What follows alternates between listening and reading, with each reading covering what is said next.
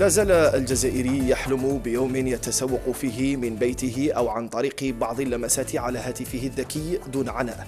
أمر ممكن في عديد الدول عبر العالم أين تتيح التكنولوجيات الحديثة هذه العملية.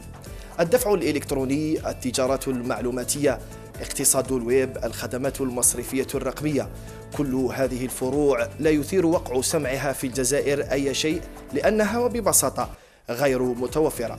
لماذا لم تعرف الجزائر انطلاق لهذه الخدمات؟ هل المشكل في النية التقنية أو البنى القاعدية، أو ببساطة لا توجد قدرات بشرية قادرة على ضمان هذه الخدمة؟ الاقتصاد الرقمي عنوان هذا العدد من حصة عالم الاقتصاد.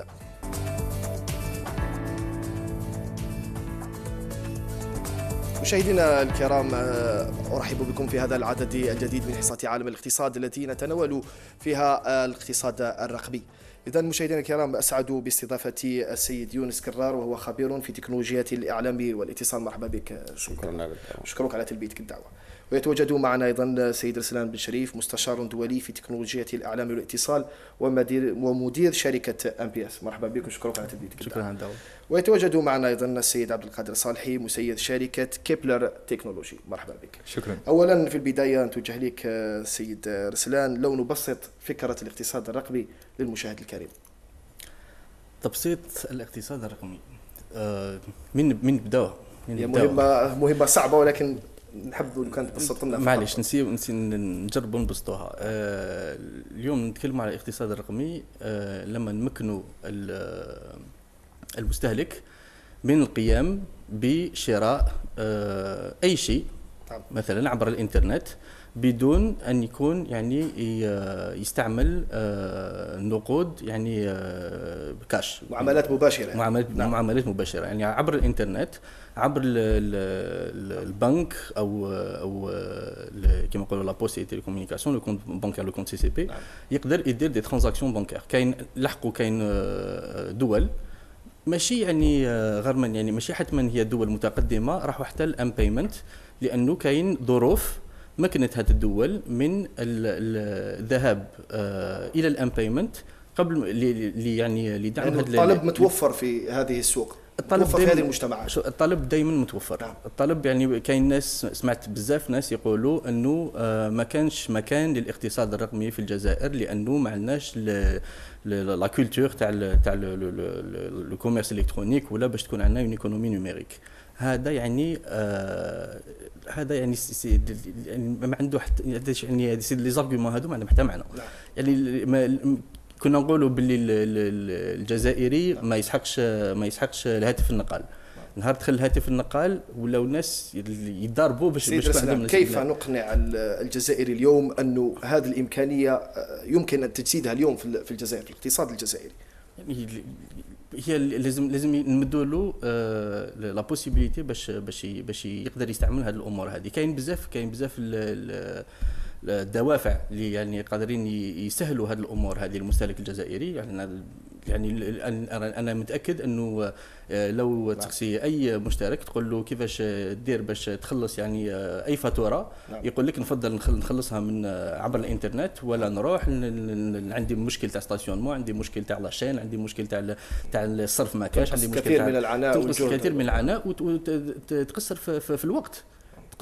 يعني هذه الامور هذه يعني قادره تمكن هذا الانسان هذا في عود ما يروحش العمل تاعو ويقعد ساعه ولا ساعتين وهو يروح باش يدير يعني امر يعني سهل، يعني باش يخلص فاتوره تاعو، قادر يكون يديرها في 5 دقائق عبر الانترنت ويقدر يعاود يولي الخدمه تاعو. اذا اقناع هذا المستخدم او المستعمل لهذه الخدمه، اقناعه عن طريق هذه الحاجه، يعني انه انت بحاجه لهذا وهتوفر لك وقت وتوفر لك نظن انه سوف يعني يكون يتفطن الامر انه يعني بحاجه الى هذه التسهيلات لما يشوف هذه التسهيلات هذه وكيفاش قدرت تغير الحياه تاعو. كما الهاتف النقال غير حياه العديد من الجزائريين في كيفيه الاتصال اتصالنا البعض البعض.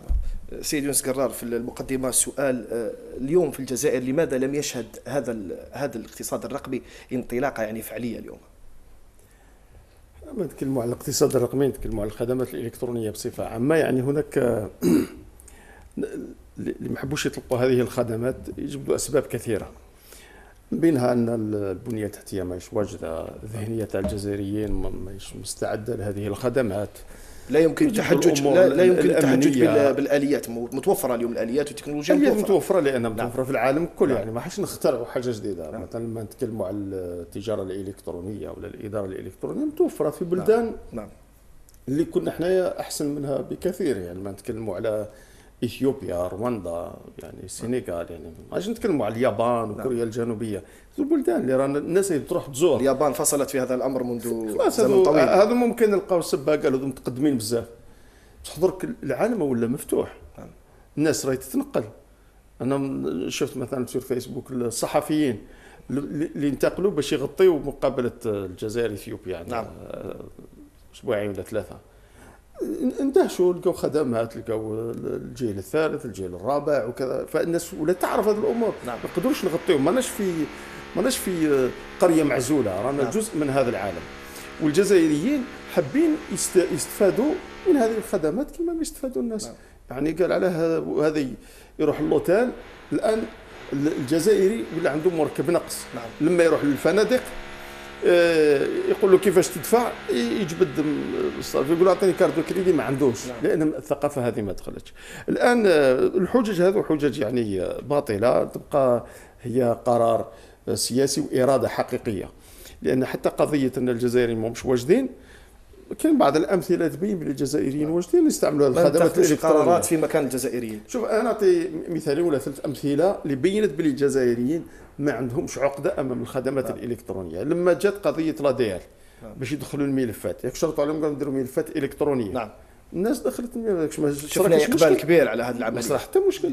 العجايز، الشيوخ، الكبار، لي جون، الكل ولاو يروحوا. اللي ما عندوش ميكرو يروح للسيبر كافي. اللي الجزائري اذا سيد قرار مستعد لتبني هذه الخدمات. تسجيلات مثلا الناس اللي يسجلوا في تسجيلات البكالوريا وتسجيلات في الجامعه تتم الكترونيا. وعلى هذو ما داروش مشكل. هذو الجزائريين كما يحتاج هذه الخدمات، يحتاج انه تكون عنده فرصه باش يدير تجاره الكترونيه، يشري الكترونيا. شكون اللي يقبل ولا يرفض انه لما يشري سلعه ولا يشري خدمه تقول له لازم تتنقل، لازم تحوس ستاسيون مع الاكتظاظ ولازم تتغيب من العمله ديالك، ومع مشكله النقود، لي فوبيي، الغلطات في الحسابات، السرقه وتلويث البيئه. حنا رانا في التقشف، راح يستعمل السياره تاعو مع المازوت وكل شيء. يقول له قعد في دارك وقعد في العمل ديالك وادفع الفاتوره. لان اذا هذه العمليه سيد قرار ايجابيه تماما 100%. يعني السؤال ما بقاش حتى مطروح الان. ما عندناش، ماناش في مرحله اللي عندها 20 سنه قال نمشي ولا ما نمشي. تمشي بالسيف عليك. الا ماشي اليوم غدوه، الا ماشي غدوه غير غدوه. خاطر من بعد هذا الجيل اللي راهو داير حاجز وراه يمنع الناس وراهو يتحجج دائما كل مره يجيب لنا سبه، راح يموت. ومن بعد يجيو هذا الشباب هذو الحجج ما يعملوش بها. لان خدمه يحتاجها. لان زمان كانت وسيله عمل عند المسؤولين يظنوا باللي هذا الانترنت وهذا السمارت فون والفيسبوك وكذا عملهم لعبه الناس باش يجوزوا بها الوقت، باش يشوفوا الوزير. لا، هذه ولات وسيله عمل وصبحت اكثر من وسيله حياه. الناس يتعيش بها. مستحيل تحبس له السمارت فون تاعو ولا تحبس له الفيسبوك ولا تحبس له الانترنت كانك قطعت له الاكسجين. امر حيوي. سيدي مسقرار معنا شاب هنا يا سيد عبد القادر الصالحي، بصفتكم يعني شركه اليوم شابه وشباب جزائري اللي ينشط في هذا القطاع، اليوم وضع مشروع ولا وضع آلية ولا حتى حل تقني في هذا السوق الجزائرية اليوم، كيفاش توصفوا انت بصفتكم انكم احتكيتوا مباشرة مع الزبون الجزائري ومع المستعمل الجزائري؟ Merci déjà de m'avoir invité et merci de me donner l'occasion de m'exprimer. D'abord, je vous ai remercié les deux messieurs qui ont fait une analyse qui est très pertinente. Je suis complètement d'accord avec l'approche. Effectivement, ces technologies, on va y arriver. Aujourd'hui, demain, après-demain, on va y arriver de toute façon. Donc la vraie question à se poser, en tout cas nous, on s'est posé cette question chez Kepler. Je reviendrai sur Kepler. Donc on s'est posé cette question il y a 3 ans, 4 ans de cela, en se disant comment adapter la technologie à la réglementation et à la culture du marché algérien. لأن المشكل الإطار القانوني هو مشكل اليوم لهذه العملية. Chez Kepler, on ne s'est pas positionné en disant que c'est un problème. On s'est positionné en disant quelle est la solution, comment trouver une approche. Quand on prend l'exemple par exemple du Kenya, de la solution M-Pesa qui a été développée au Kenya, elle a été développée à une période où il y a eu une opportunité. Le citoyen kényan n'était pas bancarisé. Il y avait un potentiel de marché, donc il y avait une population qui n'était pas bancarisée, qui avait de l'argent et qui avait une demande de transfert d'argent. Donc les gens se sont posé des questions, les technologies se sont posé la question de comment on peut offrir une infrastructure qui permet à ces gens-là de transférer de l'argent et d'effectuer des règlements de factures, etc., avec, ou plutôt sans compte bancaire. Donc l'idée est née du compte virtuel et on a créé une approche. On s'est posé la même question ici chez Kepler en se disant pourquoi ne pas créer une approche algérienne? Pourquoi importer un service? Pourquoi aller ramener une technologie alors qu'on a les compétences ici? Kepler est une société de droit algérien. C'est vrai qu'on est en 51-49 sur les capitaux, on a des capitaux mixtes. Mais la société est algérienne, nos ingénieurs sont algériens. Et je vous le dis, ces messieurs me contrediront pas, les Algériens sont compétents.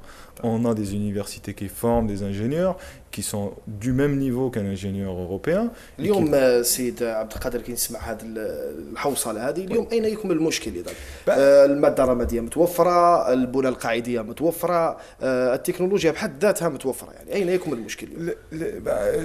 Ce que on disait en discutant tout à l'heure, pour nous en tout cas chez Kepler, il n'y a pas de problème. Pourquoi? Parce qu'il y a une initiative qu'on a fait. Il y a une solution aujourd'hui qui vient tout juste d'être mise sur le marché. On est en partenariat avec une banque privée et avec le facturier CEAL, historiquement parce qu'on travaille avec eux et on les connaît bien. خاصة بدفع الفواتير يعني. خاصة pour trois choses. La solution qu'on est en train de mettre en place, c'est ce qu'on appelle un écosystème. C'est-à-dire qu'on va créer des tuyaux qui vont connecter le téléphone, je dis bien le téléphone et non le smartphone, avec une approche SMS banking, le téléphone du client et son compte bancaire, pour pouvoir faire de la consultation, aller demander mon solde, demander un mini relevé, demander une information à ma banque, ou même aller encore plus loin et faire ce qu'on appelle du transactionnel, du SMS transactionnel, c'est de pouvoir déclarer une demande de transaction à distance depuis chez moi. Je n'ai pas besoin d'aller à mon agence, j'ai juste besoin d'informer ma banque que je veux effectuer un paiement. À ce moment-là, la banque gère la demande comme si j'étais passé en agence et que j'avais rempli mon ordre de virement. Cette solution dont je vous parle aujourd'hui, c'est une solution qui est en train d'être lancée. On est, comme je vous l'ai dit, avec une banque privée, une autre banque privée est en cours d'implémentation pour le prochain trimestre. Et on commence à aller vers les banques publiques et on leur explique le schéma. On espère que les banques publiques vont y adhérer et que... هنا نفهم سيد عبد القادر انه في طلب على الخدمات من طرف المتعاملين يعني. Comme on dit mes collègues ici présents, la demande elle existe. La demande, elle est là, de toute façon. Le citoyen algérien, une fois qu'il va avoir à sa disposition cet outil, on l'a vu avec le Flexi, on l'a vu avec... Moi, je prends l'exemple de Viber, des appels gratuits. Ma mère, qui a 65 ans, aujourd'hui, utilise son téléphone portable, son smartphone pour communiquer avec mon frère à l'étranger. Et elle sait appeler, elle sait se connecter, elle sait faire tout. Parce que tout simplement... هذا ليس حاجز انه اليوم التكنولوجيا ما يدير الحوادث. Surtout quand c'est utile, quand elle a à y gagner, quand elle sait qu'elle va comprendre comment ça marche, parce qu'elle sait très bien que c'est utile pour elle. Donc une fois qu'on a une utilité, économiquement c'est clair, nos amis économistes ne vont pas me contredire aussi, l'utilité est la première initiatrice de la demande. Si c'est utile, ça marche. S'il n'y a pas d'utilité, les gens vont utiliser, ça va être un buzz et ça va retomber.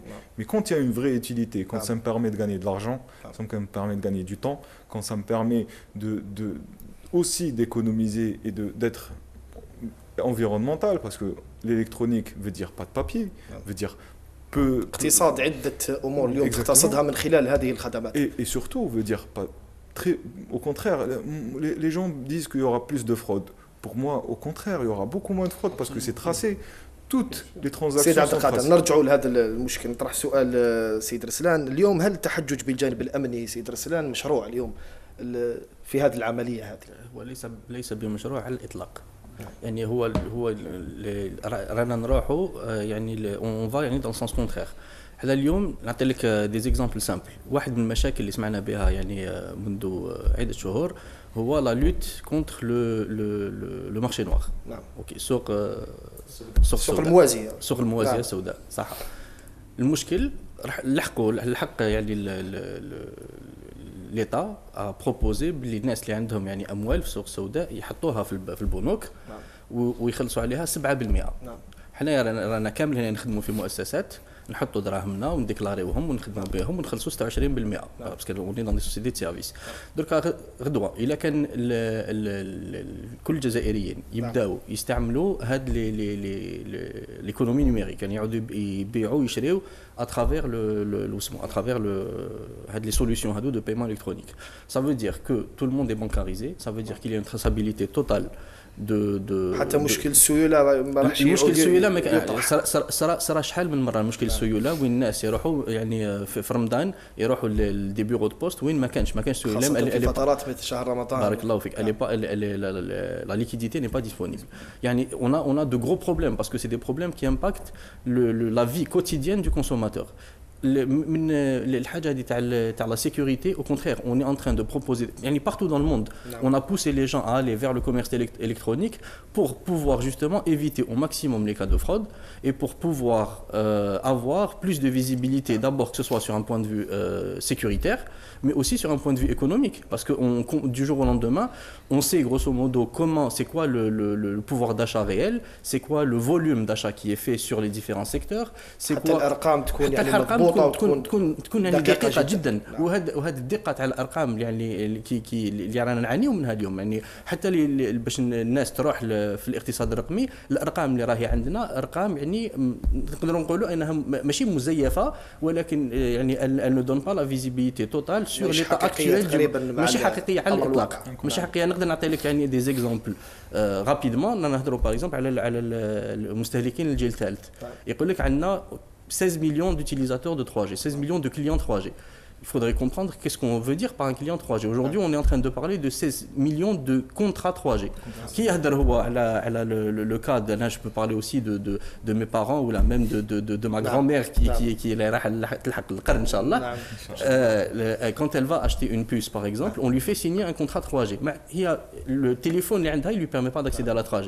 معناها حقيقة ما تستعمل في خدمة الجيل الثالث. معليش على الورق فقط. المشكل هو انه كي تمد هاد les données économiques pour des gens qui veulent se lancer dans le domaine, ils doivent d'abord identifier le potentiel du marché. لازم تكون دراسة سوق دقيقة. لازم تكون دراسة سوق دقيقة. وكاين انا نروح نقول بلي عندي un potentiel de marché avec un taux de potentiel de marché de 16 ou de 17 millions de consommateurs et je pars sur un taux de pénétration X ou Y. هي الأكيد سيد رسلان أنه القدرات اليوم في الاقتصاد الرقمي في الجزائر يعني البوتنسيال كاين حاضر وموجود، لكن الأرقام ما راهيش دقيقة. نطرح سؤال على سيد يونس قرار، هل مشروع الإدارة الرقمية اليوم راح يمهد لنا إلى اقتصاد رقمي؟ يعني هل لازم تكون يعني الأمر مرتبط ما بين إدارة رقمية واقتصاد رقمي؟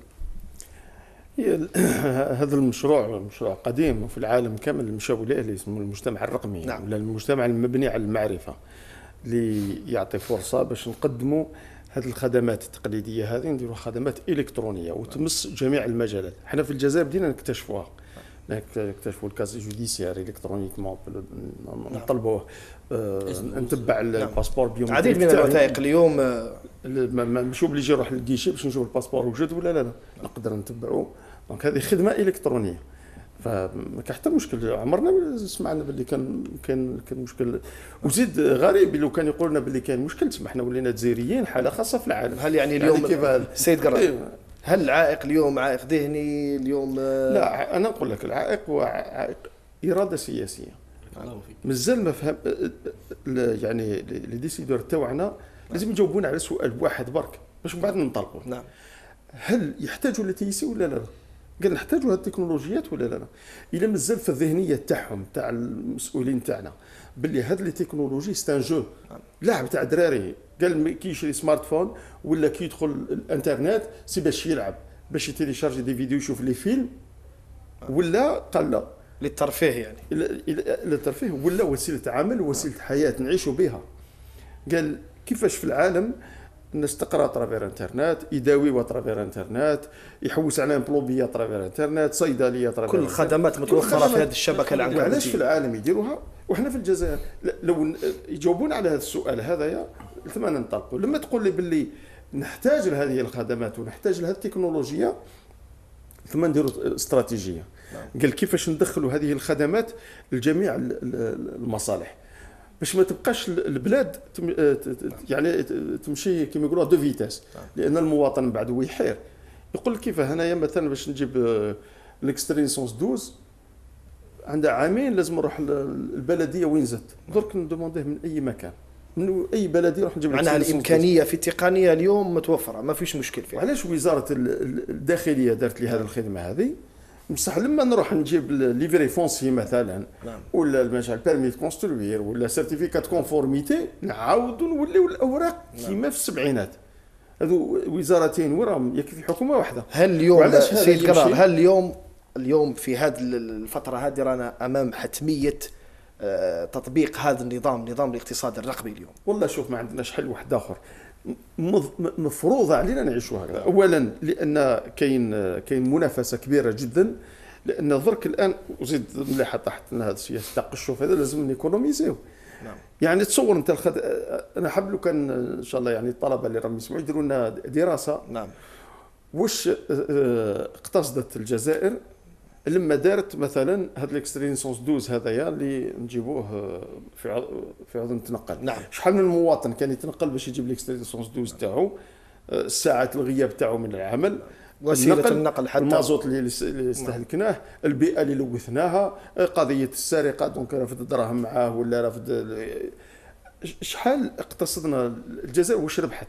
والاوراق هذو شوف الملفات هذه اللي كنا لازم احنا ندير لي فوتوكوبي كيما لا دي ال مثلا ندير لي فوتوكوبي 5 فوتوكوبي وديهم، الان يروح يسكاني ويبعث ولا يبعث سي دي فورمولير سي دي دوني. احسب شحال من واحد مليون جزائري عنده في المعدل 10 اوراق يديرهم. هذا الورق هذا يكلف البلاد ولا لا؟ الحكومه اللي راح تخلصوا يتخلصوا من الضرائب يروح يجيبوا في عوض يتخلص هذه الاوراق هذو. يعني هذه الملايير اللي اقتصدناهم نخدم لنا بهم طرقات، نخدم لنا بهم الشبكه هذه البنيه التحتيه الانفراستركتور اللي باش ما تبقاش. هذا تقشف بحد ذاته سيدي يونس قرار، هذا تقشف بحد ذاته. بالطبع اشوف يعني واش تستفاد البلاد. وخلي لما نقيسوها على الخدمات الاخرى قضيه الصحه، شحال من مريض يجينا من الجنوب يبعثوه خطر معروفه ان السبيسياليست جايين في الشمال غير في المدن الكبيره، لكن ما تروح للجنوب والقرى ما كانش السبيسياليست كان دي جينيراليست. وتجيهم حالات يبقى حاصل فيه ما يعرفش كيفاش يدير. الحل تاعو هو بسيط، يشد الملف يعطيه للمريض ويدير له رساله بريه هكذا داكومبانيمون، يقول له شوف البروفيسور الفلاني في مستشفى مصطفى باشا ولا بني مسوس ولا في بوهران باش يشوف يجي. وفي الحد ذاته الانسان يكون مريض ومسافه كبيره يعني مسافه كبيره. وفي كثير من الاحيان هذا البروفيسور هذا ولا هذا الاخصائي ما يحتاجش المريض، يحتاج غير الملف المعلومات. ما راحش يعاود له لي زاناليز ولا لي راديو لانهم داروا. يحتاج انه يدرس الملف الارقام هذيك وكامل ويعطي يحتاج المعلومه. ففي عوض ننقل المريض ننقل المعلومه. كيف هذه المعلومات اللي ننقلوها عن طريق الفيسبوك رانا على الاف الكيلومترات بلا ما نحسوا. نبعثوا لي فيديو لي كومونتير لي زيماج وكل سي جونس قرار. الامر ما نديروش هذه للمرضى. الامر مفهوم تماما. نتابعوا فقط الساده الكرام مشاهدينا الكرام، نتابعوا هذا الموضوع حول الذهنيات، كيف يتعامل الجزائر مع ما يعرف بالدفع الإلكتروني، ثم نعود بعدها. ابقوا معنا. لا يختلف اثنان على أن استخدام الجزائريين للبطاقة الإلكترونية يقتصر فقط على سحب الأموال من شبابيك البريد والبنوك، بالرغم من أن استعمالها يمكن أن يتعدى ذلك بكثير، كاقتناء المشتريات لدى البقالة ودفع فاتورة الكهرباء وغيرها. فجولة بسيطة في الأسواق والمساحة الكبرى تظهر أن غالبية الجزائريين يفضلون إتمام المعاملات التجارية بالدفع نقدا. ماش متعودين بالثقافه تاع الكارطه نجبدوا بهم دراهم ونشرو بهم نقضيو حوايج امورات كيما هادو.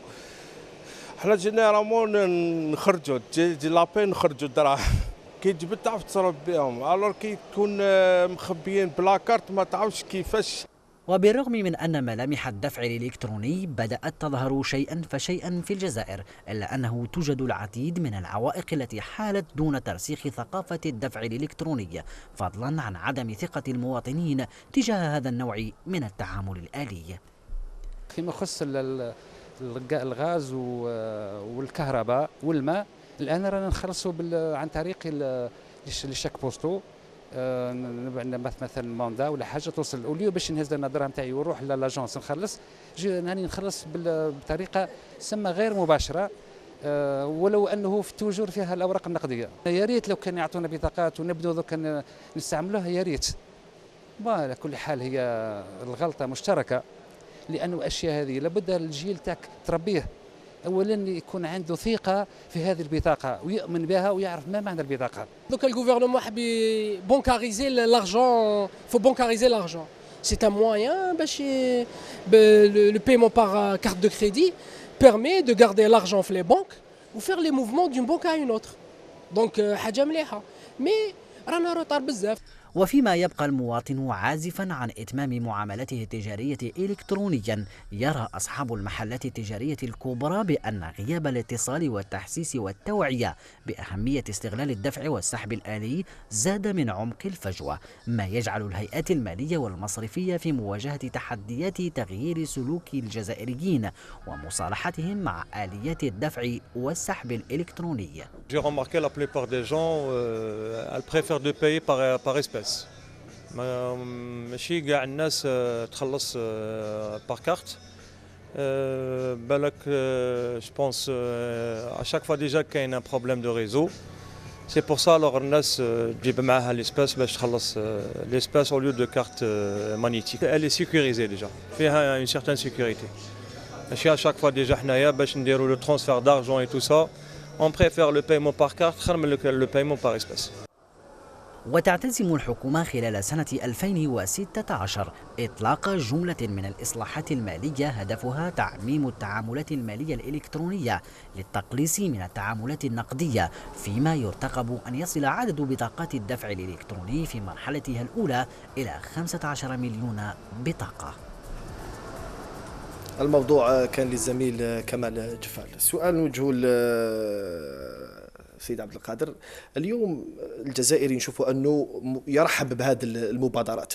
اليوم انتم بهذه الآلية اللي تستعملوها اليوم، هل فيه اقبال وهل في دراسة السوق الجزائري اليوم وجد انه يستعمل هذه التقنيات خاصة دفع الفواتير ولا؟ C'est une très bonne question. On se l'est posé, comme je vous l'ai dit, il y a 2-3 ans.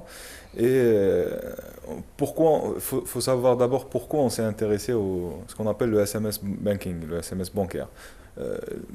La première étape pour Kepler était d'accompagner les banques privées, principalement, je le précise, dans le marché algérien, à créer l'offre informatif. Ça veut dire quoi? Ça veut dire le SMS informatif.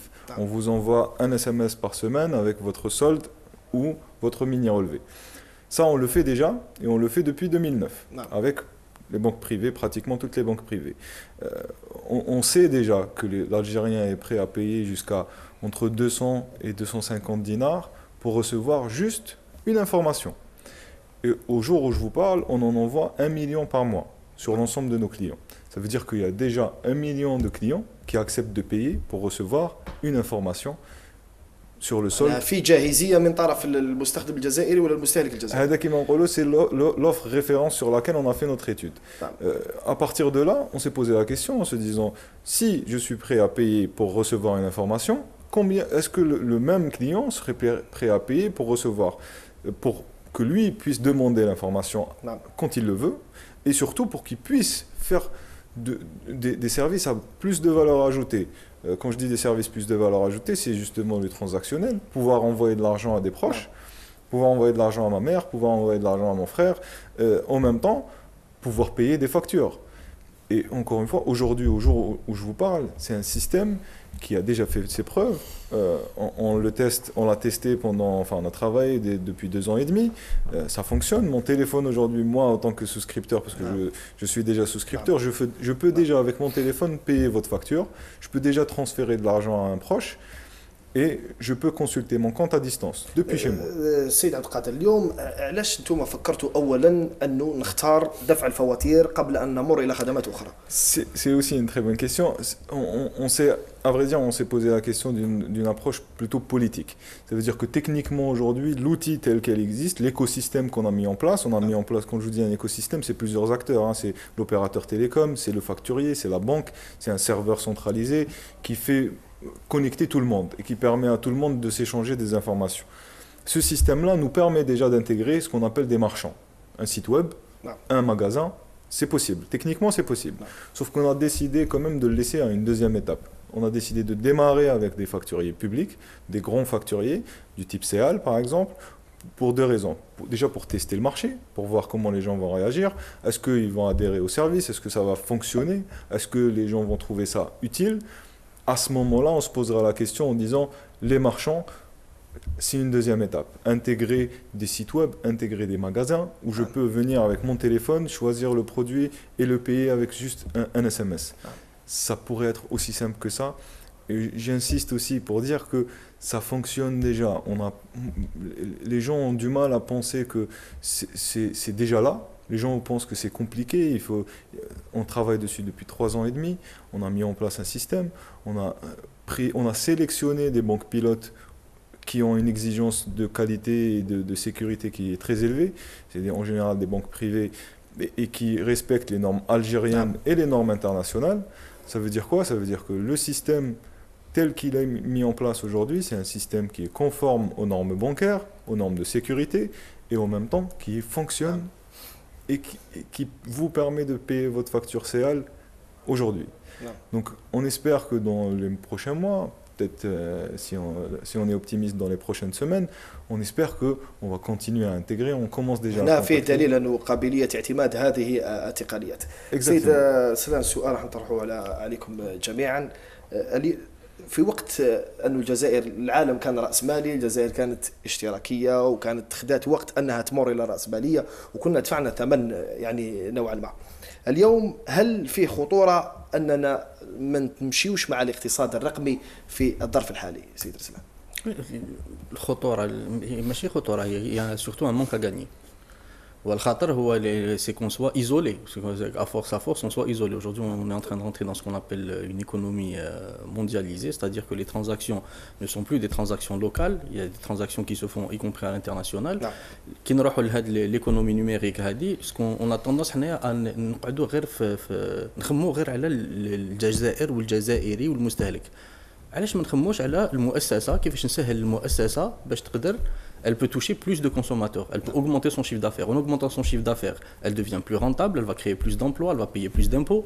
C'est-à-dire on va essayer de réguler la manière de faire de l'économie. هذا أول شيء. باش نعاود برك نولي القابلية يعني المجتمع الجزائري. الجزائر 85% من سكان الجزائريين عندهم اقل من 40 سنه، يعني القابليه تاعهم لاستيعاب tout ce qui a trait aux nouvelles technologies il est très élevé. Il faut comprendre بلي هاد la statistique démographique هذه c'est pas parce que aujourd'hui ils sont 80 à 85%. الناس اللي راهم دوكا 15 ans 12 ans 10 ans ils ont déjà يعرفوا يستعملوا une tablette، يعرفوا انا وليدي في عمره 5 سنين يعرف يستعمل une tablette، يعرف ينافيغي، ماشي مشكل. لانه جيل التكنولوجيات الحديثه. احنا الخدمه اللي لازم نديروها اليوم ماشي خدمه يعني ماشي هي راح يكون عندها ايجابيات حتما يعني فورا على المجتمع ولا كيفيه معيشه الناس ولا كيفيه يعني كيفاش نقدروا نطوروا الايكونومي تاعنا دو مانيير جينيرال، بس احنا نخدموا ثاني الاجيال القادمه. نعم يعني الاجيال القادمه احنا اليوم نقولوا باللي كاين ناس يبريفير يعني يوتيليزي لو كاش. التفكير في القاعده للاجيال. بارك الله فيك. بصح انا نهضروا على ناس قال لك شفت انا في الريبورتاج قال لك يبريفير يعني مانيبيولي دو كاش. بصح اسكيزون لو شوا اليوم، اسكو عطينا لهم الاختيار ما بين الكاش وما بين حاجه اخرى؟ كي نسمعوا يعني ميم لي ديسكور يقول لك ما نقدروش سي دونجورو، كاين دي ريس دو فرود، كاين دي ريس دو هاد الامور هذه يعني امور تافهه على الاطلاق. علاش موجوده حتى في المعاملات الكلاسيكيه يعني موجوده اكثر في المعاملات الكلاسيكيه. يعني الناس اللي راهم في اوروبا ولا راهم في امريكا واللي راهم في الصين واللي راهم في اسيا يعني يخدموا بهذه الامور هذه بشكل يعني عادي، وحنا عندنا ولات يعني حاجه رانا متخوفين. انا نظن كما قال الاستاذ قرار المشكل مشكل اراده إرادة, c'est un problème de volonté politique. On n'a pas envie d'aller vers ça parce qu'on ne comprend pas ces nouvelles technologies et on a peur de ce qui peut arriver. Cette Grar, il met souvent un exemple, l'exemple تاع الموس صح تقدر تقطع به تقدر تقتل به, mais on va pas empêcher l'importation de couteaux pour autant. C'est exactement pareil. اليوم المشكل التكنولوجيا سلاح ذو حدين, هذه معروفة ومتفق عليه. نزيد شيء يعني جد وهم لو سمحت. المشكل نظن الأساسي هو أنه ما كانش نظام, il n'y a pas de process qui est mis en place par l'État pour pouvoir déjà détecter les cafaat, détecter les compétences, de manière à ce que ces gens-là qui sont compétents, qui comprennent ces nouvelles technologies, qui peuvent amener leur pierre à l'édifice, aient droit à la parole. ما كاش أنا كاين عندي المشاكل اللي أنايا نهضر على روحي اللي راني نعاني منها, مشاكل يعني نقدر نقول لك باللي بالك نهار ونص ولا يومين في سمانه نقضيه في يعني في نسين نريقلي هذه المشاكل هذه. مشاكل اداريه, مشاكل اللي مع البنوك, مشاكل تاع الدفع, مشاكل يعني مشاكل. هذا راح يحل عده مشاكل سيد رسول. ماشي غير متفق عليها. هذه ما كان له كما قال الاستاذ كما قالوا يعني لا داعي لطرح السؤال. لا داعي لطرح السؤال يعني والجواب يعني من البديهيات باين. سيد قرار, اليوم هل حماية البيانات وهذا الجانب يعني الأمني والجانب السري ظن أنه هو اللي راهو يكبح هذه العملية أكثر؟ لأنه يعني الحديث مؤخرا فيه كلام حول حماية البيانات, مراكز حفظ البيانات. تخوف يجيبوا حجج برك, سي كيما الإنسان اللي يعني تلميذ اللي ما يقراش. دائما يجيب حجج, يقول لك ما راجعش خاطر بابا كان مريض, لا خاطر صبت الشتاء, لا خاطر يجيب حجج.